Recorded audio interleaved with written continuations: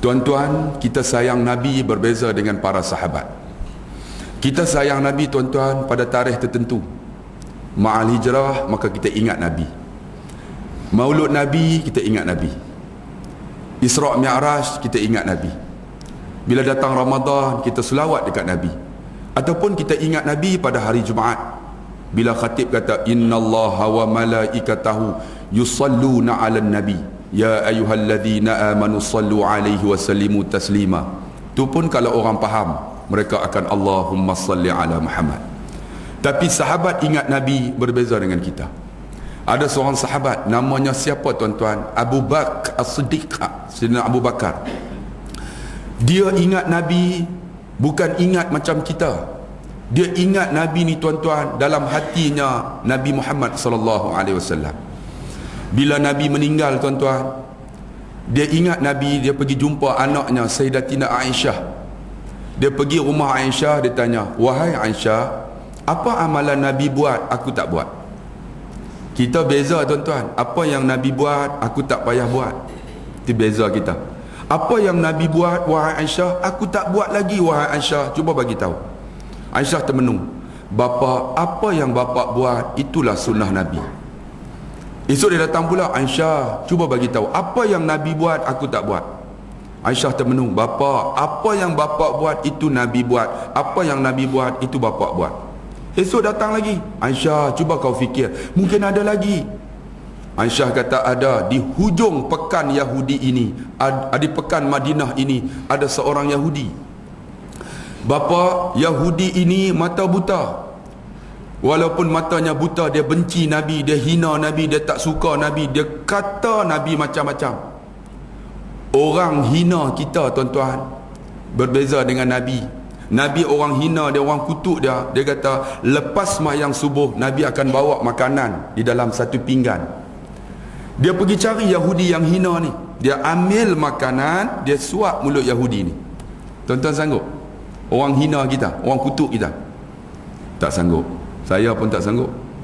Tambah tuan-tuan, lagi tak sanggup. Nabi ambil makanan suap.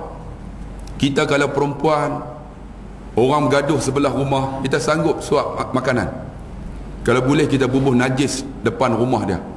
Ataupun kalau kita nak buat baik dengan jiran sebelah yang gaduh, kita bagi bihun goreng, kita akan minta balasan. "Aku bagi bihun goreng aku banyak udang." Nanti dia balas mi goreng, mi kuah. Kita bagi bihun goreng, kita nak balasan tuan-tuan, walaupun kita gaduh dengan dia. Kita bagi bihun goreng banyak udang, kita nak. Nanti dia balas hebat. Tiba-tiba dia balas cucur udang. Tengok-tengok udang pun tak ada. Kita komplain, "Aku bagi bihun goreng udang banyak, cucur udang pun tak ada." Saya nak tanya, kalau cucur udang tak ada, cucur badak ada? Cucur kodok ada? Kodok duduk di atas pakai tak makan tuan-tuan. Nabi ni orang hina, dia ambil makanan suap mulut Yahudi ni. Yang ni bapak tak buat. Esok selepas subuh seperti biasa, Sayyidina Abu Bakar bawa makanan, nak amal sunnah Nabi. Rupanya Yahudi tu tak tahu kata Nabi mati tuan-tuan. Dia hina Nabi, dia kutuk Nabi, dia caci Nabi, dia kata Nabi macam-macam. Sayyidina Abu Bakar seperti biasa ambil makanan, suap mulut Yahudi tersebut. Bila suap Yahudi tadi, dia nak kunyah tak boleh, tiba-tiba dia ludah, kata depan Sayyidina Abu Bakar. Abu Bakar kata, "Pakcik, kenapa luah makanan yang saya suap?" Yahudi tu kata apa? "Kamu bukanlah lelaki yang selalu menyuap makanan ke mulut aku." Rupanya Yahudi tu tahu. Abu Bakar kata, "Tidak pakcik, sayalah lelaki tersebut yang suap makanan ke mulut pakcik." "Tidak," dia kata, "lelaki yang selalu suap makanan ke mulut aku seorang yang prihatin dan berhemah. Sebelum dia nak suap makanan, dia akan lenyek makanan sampai hancur. Kemudian dia ambil air, dia tuang, dia lenyek makanan yang hancur itu sampai lembut. Dia ambil makanan, dia suap mulut aku sebab aku tak ada gigi." Orang utara kata, "Aku kepam-kepam, aku telan." Kamu tidak, kamu suap seketul-seketul. Aku nak telan pun tak boleh. Mana lelaki tersebut? Sayyidina Abu Bakar ni bila dia nak sebut Muhammad kekasih dia, dia sebut, "Pakcik, lelaki tu dah tak ada. Yahudi kata tak ada, pergi mana? Dia nak sebut Muhammad tak boleh. Muhammad kekasih dia. Kita Muhammad biasa aja. Muhammad kekasih dia. Pakcik, lelaki tu dah meninggal. Meninggal? Siapa lelaki tersebut? Pakcik, lelaki itulah yang suap makanan ke mulut pakcik. Aku tahulah siapa dia. Pakcik, lelaki itulah yang pakcik hina dia, pakcik kutuk dia, pakcik caci dia. Dialah Muhammad Rasulullah. Menangis Yahudi itu. Apakah lelaki yang ku hina, ku kutuk, diakah Muhammad? Ya pakcik, dialah Muhammad Rasulullah. Terus Yahudi itu kata, wahai saudara, ajarkan aku ajaran Muhammad. Aku dah ikut dia. Masya Allah. Tengok. Orang amal sunnah Nabi, tuan-tuan, walaupun Nabi dah meninggal, Tuhan buka pintu hidayah untuk seorang lelaki Yahudi masuk Islam. Allahu Akbar. Kita sayang Nabi berbeza. Bila datang ma'al hijrah, barulah kita ingat Nabi. Kita masa tu setiap masjid, setiap surau sebut tentang Nabi. Itu beza kita. Ada seorang sahabat lagi, nama apa tuan-tuan? Sayyidina Bilal bin Rabah. Bilal bin Rabah ni tuan-tuan, dia azan tak sedap. Dia abad azan biasa aja. Allahu Akbar, Allahu Akbar. Macam tu aja.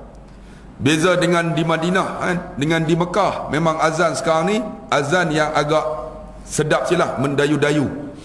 Macam kita takbir hari raya. Di Mekah takbir biasa aja. Allahu Akbar, Allahu Akbar, Allahu Akbar, walillahil hamd. Tak sedap. Malaysia mereka buat dalam bentuk nahwan. Allahu Akbar, Allahu Akbar, Allahu Akbar. Nahwan.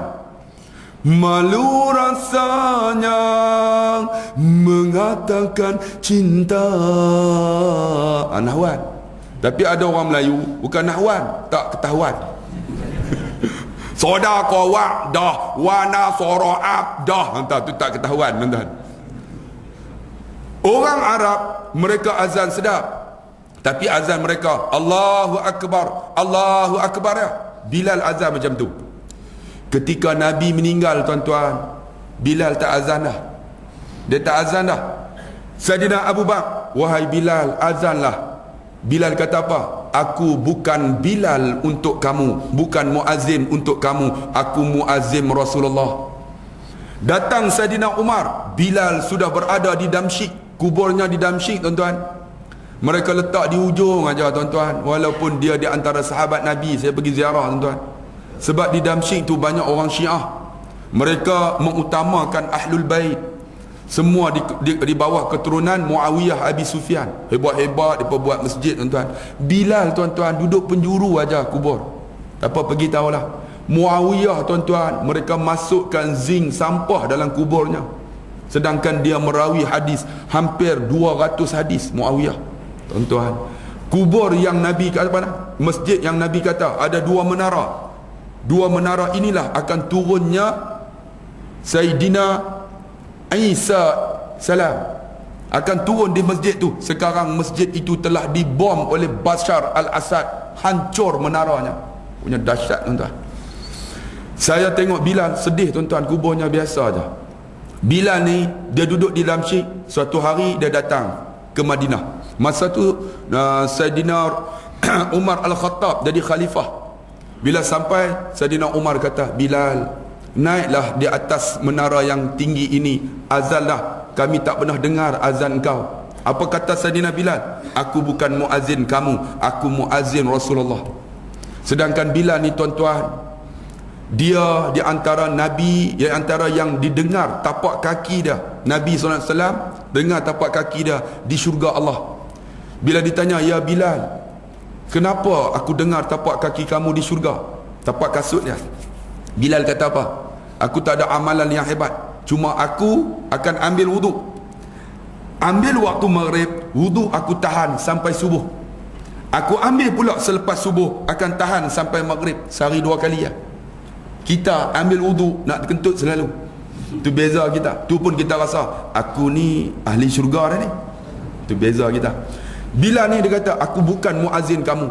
Tiba-tiba datang 2 cucu Nabi, pegang Hasan dan Husin. Hasan dan Husain ni tuan-tuan, mukanya seiras Nabi. Bila tengok muka Hasan Husain, banyak sahabat menangis. Di antara lagi yang muka sama dengan Nabi ialah Abu Sufyan bin Haris, yang mana Abu Sufyan ni lahir sama tahun dengan Nabi, umur pun sama, disusu pun sama, dan dia di antara sahabat yang sangat rapat dengan Nabi sebelum Islam. Tapi bila Islam, dia berpisah dengan Nabi, menjadi penentang kepada Nabi. Muka lebih kurang Nabi, sama dengan cucu Hasan dan Husain. Pegang baju Bilal. Pakcik Bilal, lebih kurang macam itulah. Lama tak dengar suara pakcik. Pakcik lah yang azan ketika Nabi, ketika Rasulullah ada.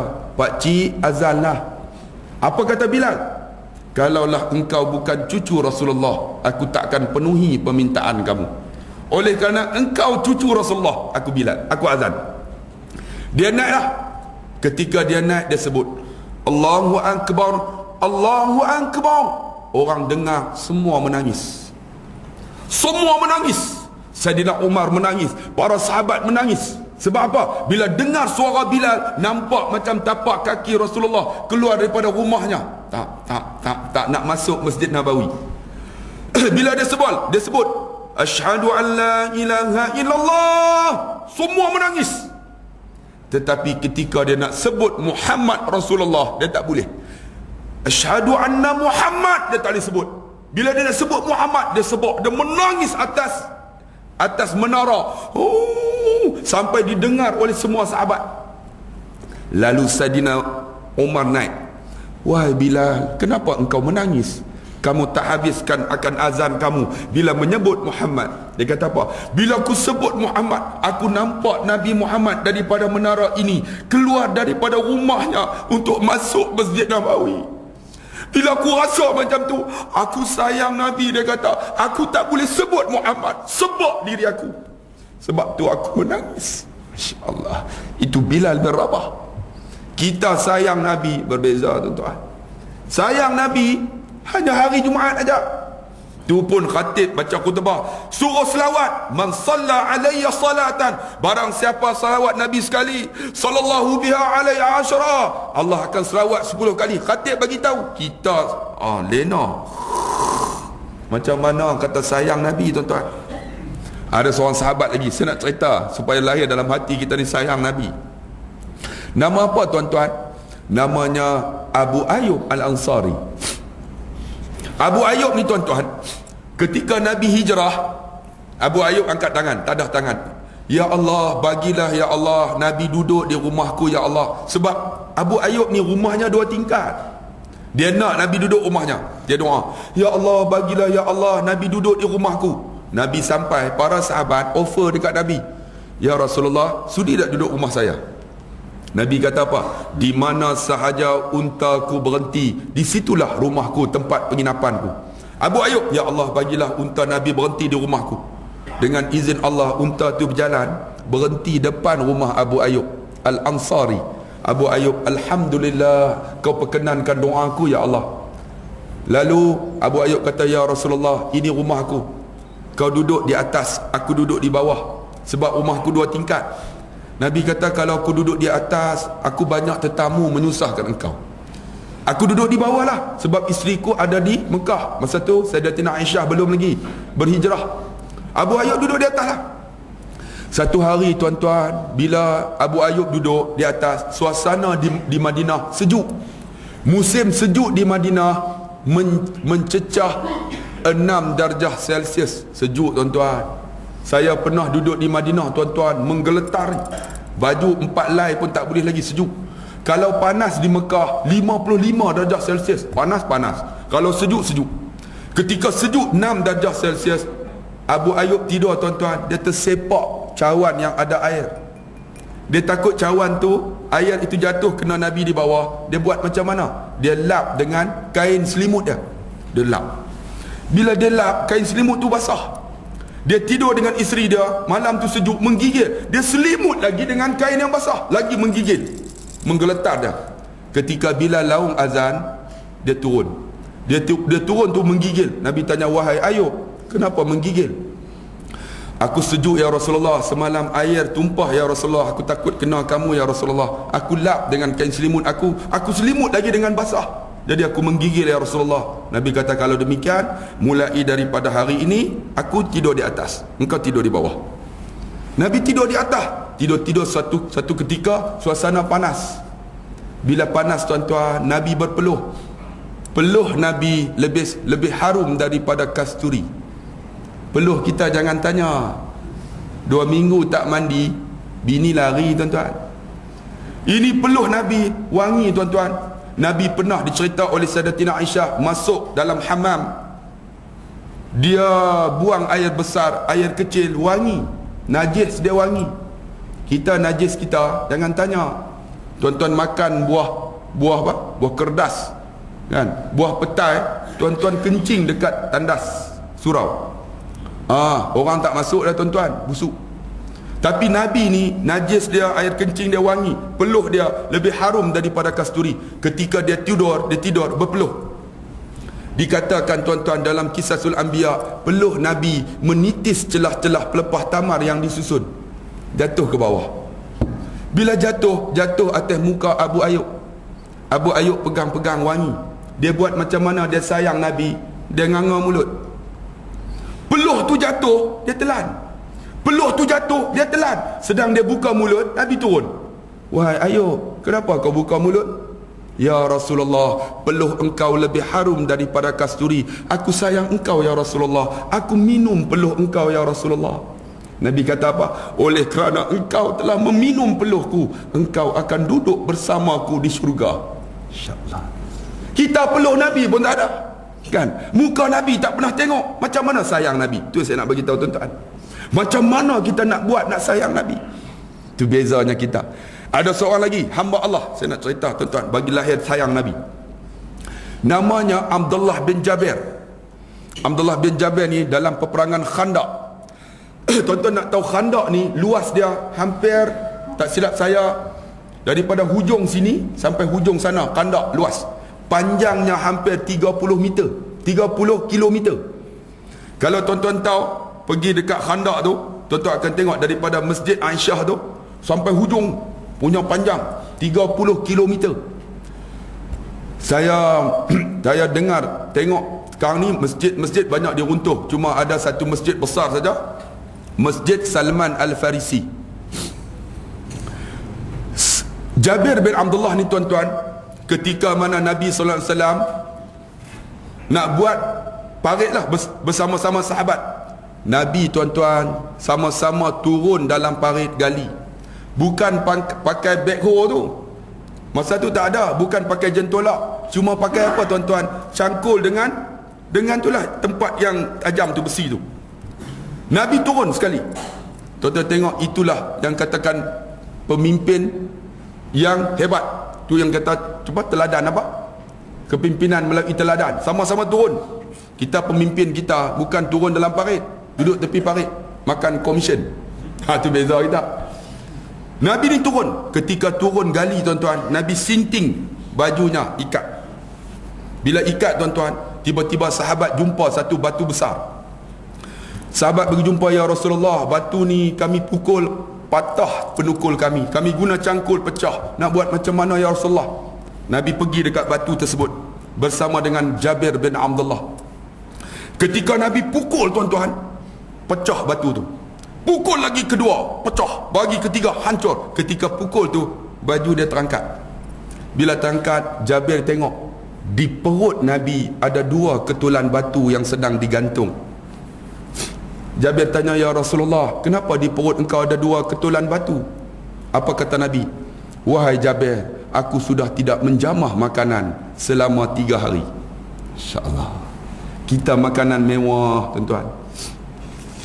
Maulud Nabi makan, Ma'al Hijrah makan, tak ada apa pun makan, kan? Nabi 3 hari tak makan. Jabir terus lari balik ke rumah, pergi tengok bini dia.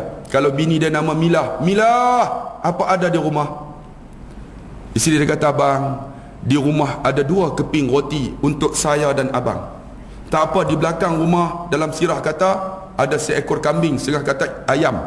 Tapi yang paling Mutawatir kambing. Disembelih kambing tersebut oleh Jabir. Bila sembelih, wahai isteriku kau masak sedap-sedap. Nabi dah tak jamah makanan 3 hari.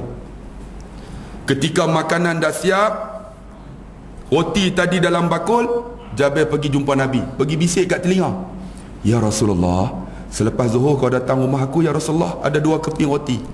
Ada kambing yang sedang dimasak dalam periuk atas kuali. Atas tu lah dapur, dalam kuali. Tiba-tiba Nabi naik tempat tinggi. Assalamualaikum tuan-tuan. Selepas zuhur kita pergi rumah Jabir, dia ada roti dengan kambing. Jabir muka pucat. Dalam hati dia, orang utara, mampu aku dia tak. Kan? Jabir lari balik. Dalam kisah kata 1000 orang, tuan-tuan. 1000 orang, bukan 40 orang. Jabir lari ni tengok-tengok isteri dia. Mampu kita Mila. Bila dia kata mati kita Mila, isteri dia kata apa? Abang, jangan susah hati, dia kekasih Allah, Allah bantu dia. InsyaAllah. Kita kalau isteri kita macam mana? Abang panggil, abang tunggu, saya belah. Itu isteri kita. Tapi dia tak, abang, dia kekasih Allah, Allah bantu dia. InsyaAllah. Itu beza tuan-tuan. Hebat seorang suami kerana isteri. Isterilah penawar hati kita. Tuan-tuan, kalau isteri kita tak semayang, lama-lama kita pun tak semayang, tuan. Kalau isteri kita tak semayang, anak kita pun tak semayang nanti. Sebab tu hebat seorang suami kerana isteri. Dia pun tunggu, ya Allah, takut ni dalam hati ni memang dia kekasih Allah, tapi 2 keping roti 1000 orang ni, kambing ni ketah ni. Tiba-tiba Nabi datang, ya Jabir, mana kambing? Dalam kuali, masih atas periuk, atas api. Mana roti? Dalam bakul. Ya Rasulullah, jangan kau angkat, jangan kau buka bakul. Nabi panggil seorang-seorang, Nabi ambil roti, Nabi cedok kambing bagi. Semua dah makan, Nabi makan. Nabi kata, wahai Jabir tuan rumah, ini giliran kamu. Jabir dalam hati dah mungkin tak ada apa dah tuan-tuan. Tiba-tiba dia buka-buka, tengok-tengok 2 keping roti dalam bakul, tak luak sedikit pun. Kambing masih dalam periuk, dalam atas api, penuh lagi. Dia pergi duduk depan Nabi. Dalam sirah kata bertemu lututnya dengan lutut Nabi. Dia pegang tangan Nabi, dia cium. Dia kata apa? Ya Rasulullah, kalau bukti macam ini, aku tak yakin lagi engkau Rasulullah. Siapa aku ya Rasulullah? InsyaAllah. Kita ni tuan-tuan cerita tentang Nabi, perjuangan Nabi, sirah Nabi, tapi kita tak yakin lagi tuan-tuan dengan apa yang Nabi bawa. Tu beza kita. Macam mana kita nak dapat syafaat Nabi tuan-tuan? Saya cerita lagi tuan-tuan. Ada seorang sahabat lagi, namanya apa tuan-tuan? Sahabat ini namanya Salman Al-Farisi. Salman ni ialah anak muda keturunan raja di Parsi, anak raja. Walaupun dia anak raja tuan-tuan, tapi dia suka berkawan dengan pendeta-pendeta Yahudi. Satu hari ada pendeta Yahudi nak bagi tahu, wahai Salman, akan lahir seorang nabi. Nabi ini nama Ahmad. Wa idh qala Isa bin Maryam ya bani Israel inni rasulullah ilaikum musaddiqan lima baina yadayya minat taurati wa mubashiran bi rasul ya'ti min ba'di ismuhu Ahmad. Tuan-tuan, dalam Quran sebut Ahmad, ada Muhammad. Makna dia sama. Muhammad, Ahmad, maksud dia terpuji. Kita kalau nama Ahmad, orang apa, Indra Sempurna, Taman Indra Sempurna, panggil apa? Kalau Ahmad, dia panggil Mat, betul tak? Pak Cik Mat, tahu tak maksud Mat? Mat maksud dia mati. Tu Pak Cik Mat tu umur tak panjang. Pak Cik Mat bila nak mampu kan? Nama Ahmad terpuji. Kita ni kadang-kadang silap tuan-tuan. Kalau nama Harun, panggil apa? On kan? Dia tak panggil Harun. Kalau nama Hussein, Pak Cin. Kalau nama Mansur, Cot. Kan? Kalau nama Ismail, Me'e. Tak, Ma'el. Kalau nama Ismail ialah Nabi Ismail, nama Nabi. Kalau Me'e dalam bahasa Arab, sengit. Tu bapa Me'e tu sengit jalan. Nama Ahmad terpuji, Muhammad terpuji. Saya pernah mengaji bahasa Arab. Ada seorang tu nama Muhammad. Nama dia Ahmad, kami panggil Muhammad. Arab tu daripada Libya. Masmu ya akhi, nama apa? Masmu ya akhi, Muhammad. Arab, Masya Allah. Muhammad tu maksud dia, ma tu tidak, mat tu mati, tak mati-mati. Ada seorang nama Muhammad Laldin, panggil Muhammad Mat Ladin. Mat Ladin. Arab, masmu ya akhi, Mat Ladin. Masya Allah. Mat Ladin maksud apa? Mat tu mati, la tu tak ada, din agama, mati tak ada agama. Sebab tu kita kalau nama Ahmad sebut Ahmad, nama Muhammad Muhammad, terpuji. Akan lahir seorang Nabi nama Ahmad, kamu pergi cari. Tandanya dia tak terima sedekah, tapi dia terima hadiah. Kamu cari di antara dua belikat kiri dan kanan, ada satu tanda sebesar ini, tertulis Khatamun Nabiyyin, Khatamun Nubuwah. Kamu pergi cari. Salman ni pergi cari satu tempat sampai dekat Syam. Masa tu ada pedagang daripada Madinah telah berhijrah, bagi tahu telah lahir Nabi namanya Ahmad Muhammad, dia keturunan Arab Quraisy, sekarang berada di Madinah. Salman terus pergi ke Madinah. Masa tu Nabi bagi tazkirah. Bila bagi tazkirah, Salman datang bawa buah kurma. Wahai saudara, sebab dia tak kenal Nabi, saya bawa buah kurma ni, saya sedekah dekat saudara. Nabi ambil buah kurma tu, Nabi tak makan. Nabi bagi dekat para sahabat. Salman tengok, sebab aku sebut sedekah, dia tak makan.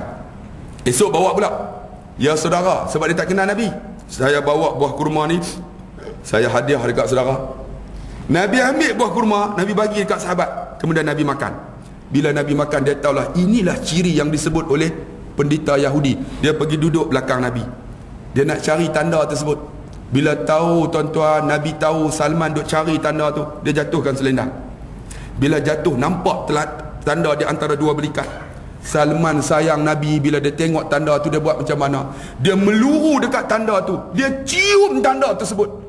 Bila dia cium, Nabi kata, sesiapa yang mencium tanda di belakangku ini, dia akan mencium syurga Allah.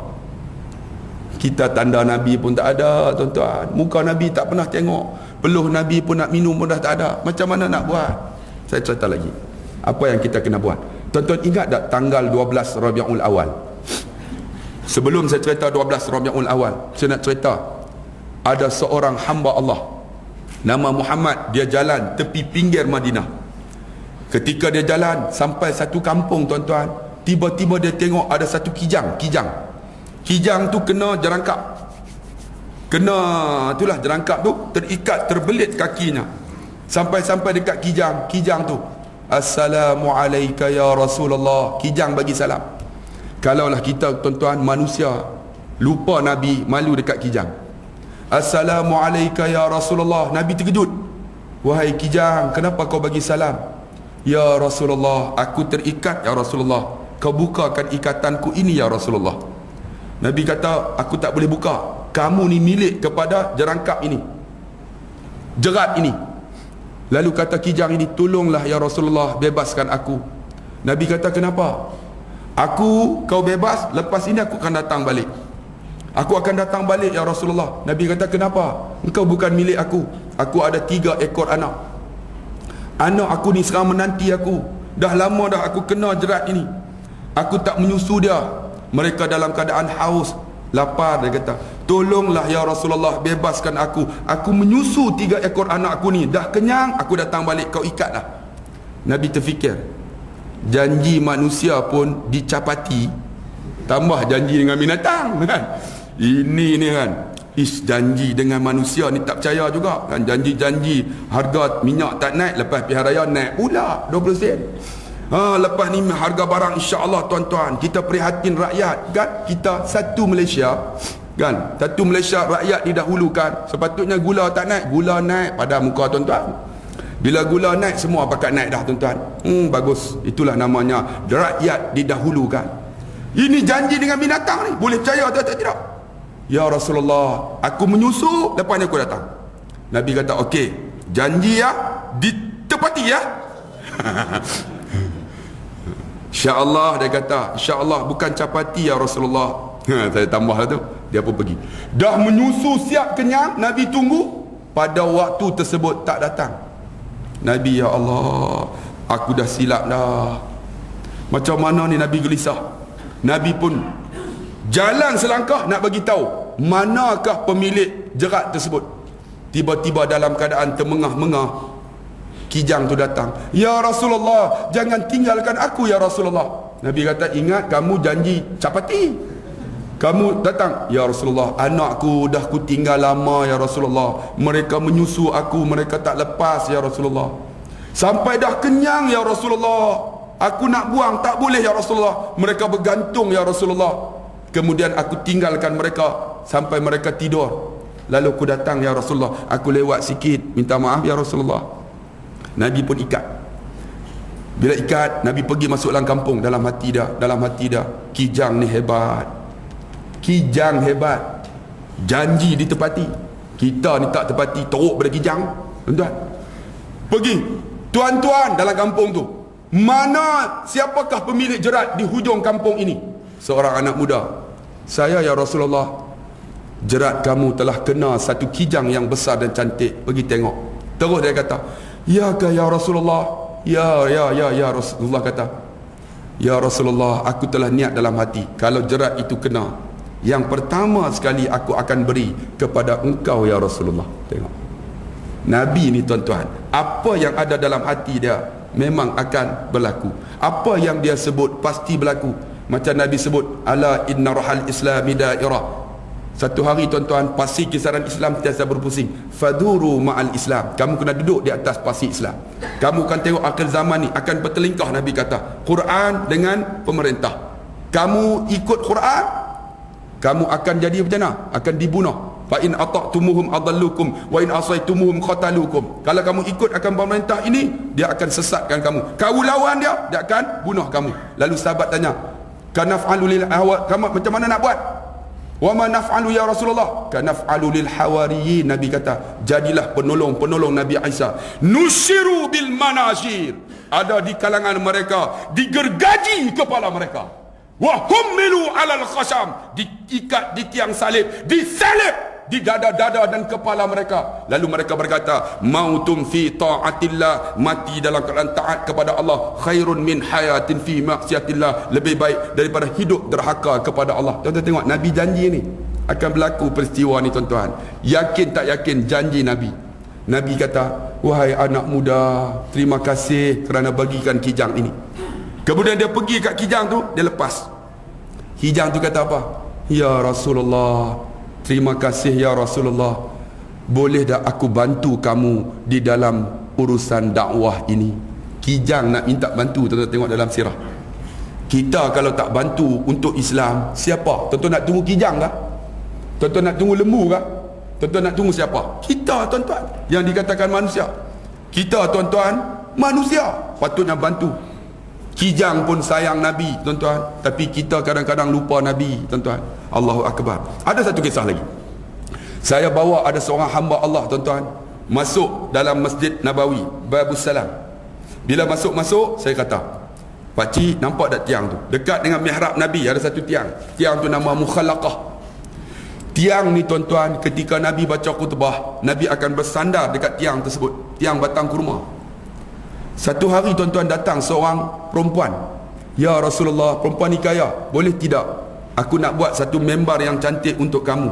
Nabi kata silakan. Bila dah siap buat membar ni tuan-tuan, tiang yang batang kurma tadi sahabat letak tepi. Tiba-tiba Nabi naik baca khutbah tuan-tuan hari Jumaat. Nabi, Assalamualaikum warahmatullahi wabarakatuh. Tiba-tiba terdengar orang menangis. Macam budak-budak. Nabi pun cari siapa yang menangis. Tak ada budak pun. Sahabat pun cari, mana budak? Rupanya yang menangis tu tiang tersebut. Nabi turun tuan-tuan, Nabi pegang tiang tu. Wahai batang kurma, kenapa engkau menangis?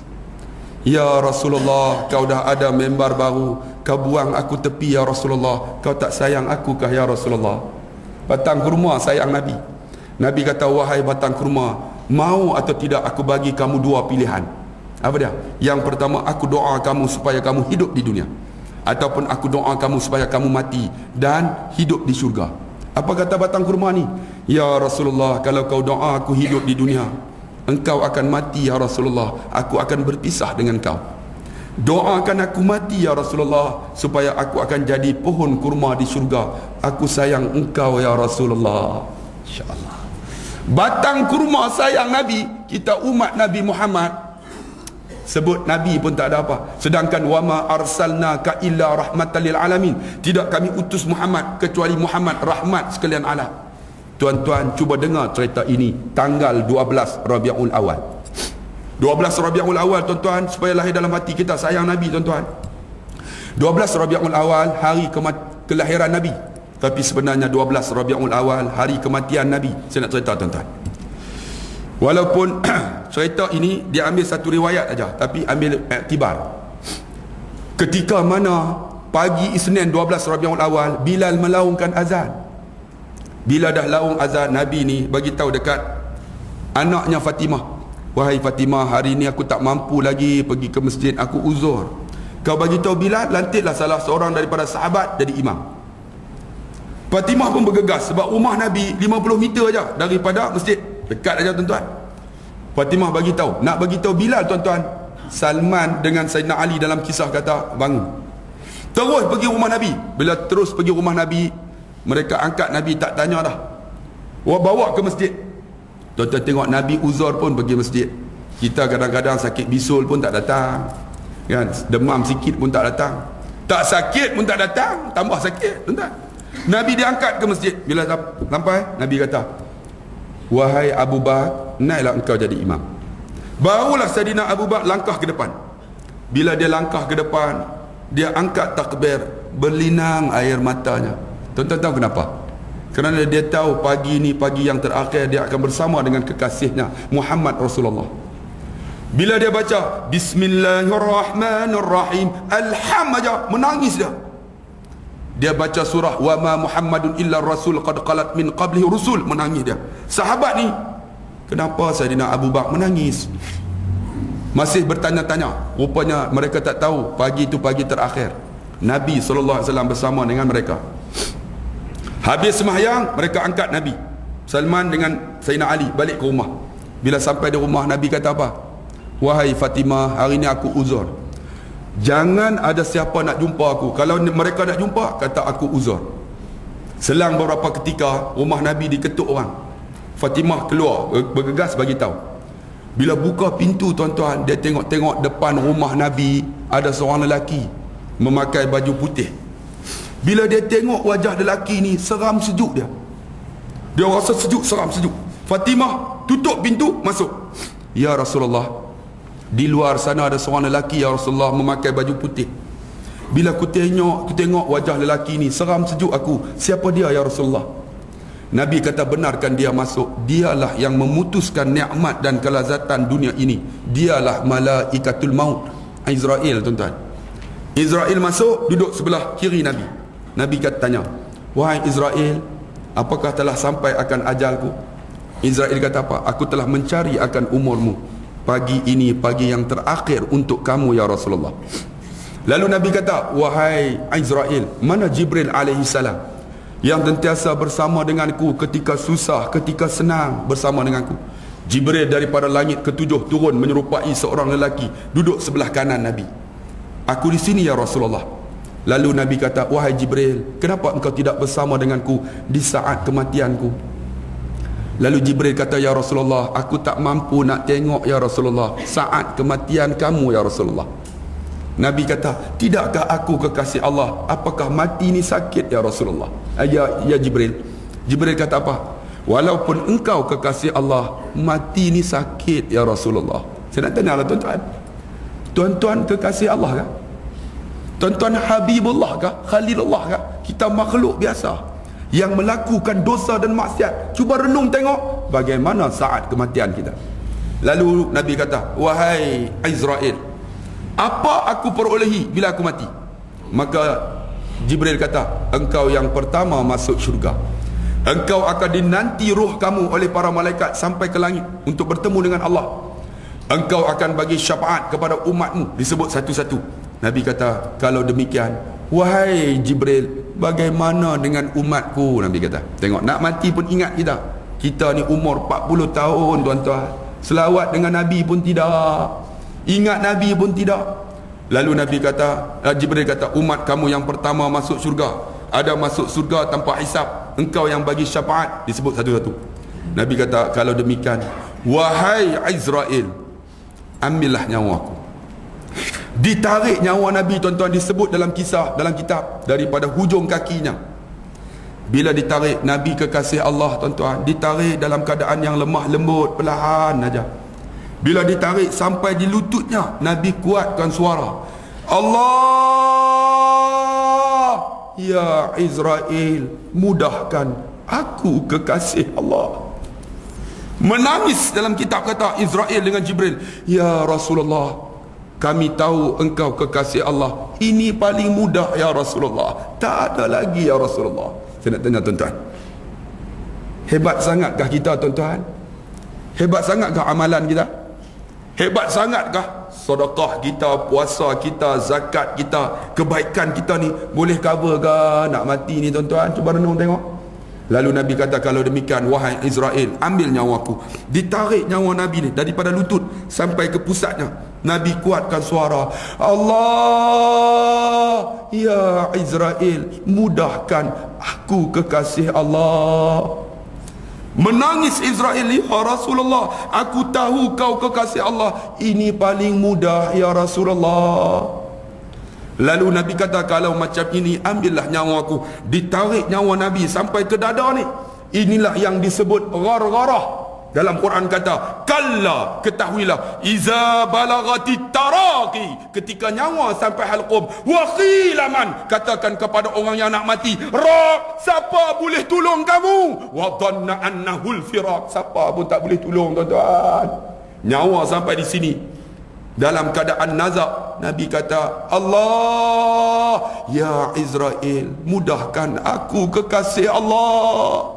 Lalu kata Israel, aku tahu kau kekasih Allah, ini paling mudah ya Rasulullah. Lalu Nabi kata, wahai Jibril, aku kekasih Allah menghadapi saat kematian yang cukup memeritkan, bagaimana umatku? Nabi kata. Lalu Nabi kata, wahai Israel, boleh atau tidak kau letakkan sakit mati aku ini, kau letakkan sakit mati umatku, semua daripada aku sampai akhir zaman, kau letakkan kepada aku wahai Israel, supaya aku sakit. Mereka tidak. Apa kata Israel? Ya Rasulullah, aku tak boleh tolong ya Rasulullah, umatmu bergantung dengan amalannya. Tuan-tuan, Nabi tak boleh tolong tuan-tuan, amalan kita. Apa amalan kita? Hebat sangat kah? Tuan-tuan bayang tengok. Lalu Nabi kata, kalau demikian, tapi dia kata, umat kamu di antaranya ada yang masuk syurga, kamu bagi syafaat. Nabi pun tenang. Kalau demikian ambillah nyawaku. Ditarik nyawa Nabi ni sampai dekat halqum ni. Ketika sampai sini tuan-tuan, dah tak guna dah tuan-tuan. Kita sebelum nyawa sampai dekat sini nak buat apa sekarang lah? Sementara tangan boleh angkat, nak sedekah tangan. Sementara mulut boleh cakap, nak zikir sekarang. Sementara mulut boleh lagi berbicara, nak baca Quran sekarang. Sementara mata ni tuan-tuan boleh melihat, menangislah tuan-tuan kalau ada dosa. Sementara kaki boleh berjalan, datanglah rumah Allah tuan-tuan. Bila dah sampai sini, Nabi pun sebut lagi. Apa Nabi kata tuan-tuan? Cuba tuan-tuan dengar. Nabi dah nak mati dah. Nabi kata, ummati umatku. Nabi kata, ummati umatku, ummati umatku, salah salah salah, nisaukum nisaukum, jaga sembahyang, jaga perempuan-perempuan kamu.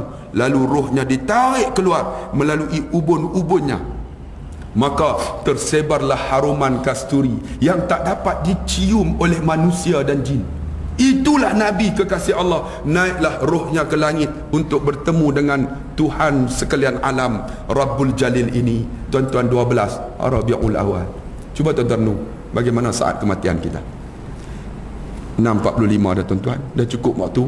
Tuan-tuan, saya akan tutupkan dengan cerita ini. Tuan-tuan, renunglah diri kita, bagaimana saat kematian kita. Kalau tuan-tuan sayang Nabi, man salla alayya wahidatan, atau kama qala, man salla alayya salatan sallallahu biha alaiha asyara. Selawatlah dekat Nabi tuan-tuan. Barang siapa ingat Nabi, Allahumma salli ala Muhammad. Ingat tak Safwan Sauri, cerita terakhir, ketika mana dia tawaf, tiba-tiba dia jumpa seorang anak muda Anak muda ni tuan-tuan, bila dia tawaf, dia tak baca doa-doa maksurat seperti Nabi. Dia baca apa? Allahumma salli ala Muhammad, Allahumma salli ala Muhammad. Sufyan As-Sauri ni tuan-tuan, seorang ulama besar. Habis tawaf, dia duduk dekat pemuda ni. Wahai anak muda, kenapa engkau salawat? Kenapa tak baca doa-doa yang Nabi suruh? Dia kata, wahai saudara. Siapa saudara? Akulah Sufyan As-Sauri, seorang ulama. Dia kata, aku dengar suara ni, memang engkau ulama besar, kuliah engkau beribu-ribu. Aku nak bagi tahu engkau, wahai ulama besar, ayah aku banyak dosa. Dia di antara minum arak, penzina, banyak dosa. Ketika dia nak mati, mukanya hitam, terbeliak matanya, terjelel lidahnya. Aku tengok-tengok dia mati atas riba aku. Aku menangis, dia kata. Aku menangis, aku angkat tangan, ya Allah, ampunlah dosa ayahku ini. Walaupun dia banyak dosa, dia ayah aku. Ampunlah ya Allah. Ketika aku ampun, aku minta doa, tiba-tiba aku tertidur. Sedang aku tertidur, aku tengok ada seorang datang, dia kata. Lelaki ini datang kepada ayahku, kemudian dia sapu tangannya daripada kepala ayahku ini sampai ke hujung kaki. Tiba-tiba aku tengok wajah ayah aku dalam keadaan yang cukup cantik dan segak. Tak ada lagi hitam, matanya tertutup rapat, lidahnya tersenyum, mulutnya tersenyum. Aku tanya lelaki itu dalam mimpiku, siapa engkau, wahai lelaki yang tampan dan cantik? Lelaki itu kata apa? Akulah Muhammad Rasulullah. Sebenarnya bapa kamu ni memang jahat, dia kata. Minum arak, berzina, banyak dosa. Tetapi bapa kamu ni tak pernah dalam hidup dia meninggalkan akan selawat kepadaku. Di lidahnya sentiasa sebut Allahumma salli ala Muhammad. Oleh kerana dia selawat dekat aku bagi syafaat dia sekarang ketika dia dah meninggal, walaupun di dunia ini. Maka dia kata, mulai daripada tu aku tengok Nabi bagi tahu selawat, aku tak akan tinggal selawat. Walaupun aku tawaf, aku akan selawat, wahai Sufyan As-Sauri. Kita tengok hebatnya selawat. Jadi tuan-tuan, sayang Nabi. Allahumma salli ala Muhammad, Allahumma salli ala Muhammad, Allahumma salli ala Muhammad. InsyaAllah kita jumpa lagi di lain masa. Saya mohon maaf jika ada silap dan salah. Pergi ke Dubai, beli muruku. Bye bye, I love you. Sekian, wassalamualaikum warahmatullahi wabarakatuh.